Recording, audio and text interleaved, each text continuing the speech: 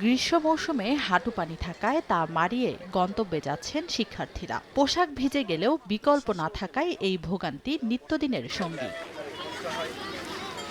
মাত্র ৩.৫ কিলোমিটার উঁচু সড়ক ও ছোট বড় ৩টি সেতুর অভাবে শেরপুর শহর থেকে ১২ কিলোমিটার দূরত্বের কামারেচর ইউনিয়নের ৩টি গ্রামের যোগাযোগ ব্যবস্থা নাজুক। পুরাতন ব্রহ্মপুত্র ও দশানী নদীর বাঁধ না থাকায় প্রতিবছর বন্যায় কামারেচর বাজার থেকে ১.৫ কিলোমিটার পাকা সড়কটি ৮ থেকে ১০ ফুট তলিয়ে যায়। এতে নৌকাই হয়ে ওঠে একমাত্র ভরসা। চরম ভোগান্তির শিকার নারী, শিশু ও বৃদ্ধরা।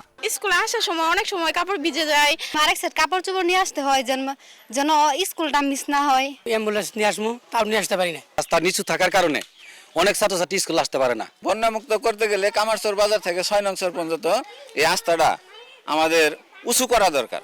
যখনই সুযোগ এসেছে রাস্তাঘাট নিয়ে কথা বলার, ব্রিজ কালভার্ট নিয়ে কথা বলেছি। আমি মনে করি যে এটি বাস্তবায়ন হলে এই বিপুল সংখ্যক মানুষের জন্য একটি বিরাট বড় স্থান হবে ইনশাআল্লাহ। শুধু তাই নয়, নাজুক যোগাযোগ ব্যবস্থায় কৃষক বঞ্চিত উৎপাদিত ফসলের ন্যায্য মূল্য থেকে, আর শিশুরা মানসম্মত শিক্ষা থেকে। এ নিয়ে সম্প্রতি নদী পাড়ে মানববন্ধনও করেন এলাকার কয়েক হাজার মানুষ।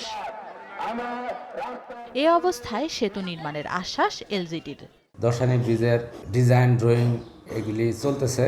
অল্প দিনের মধ্যে সেটা বাস্তবায়নে যাব আমরা, এবং ব্রিজের সাথে অ্যাপ্রোচ যে রাস্তাটাও অ্যাপ্রোচ রোড হিসাবে উন্নয়ন হবে।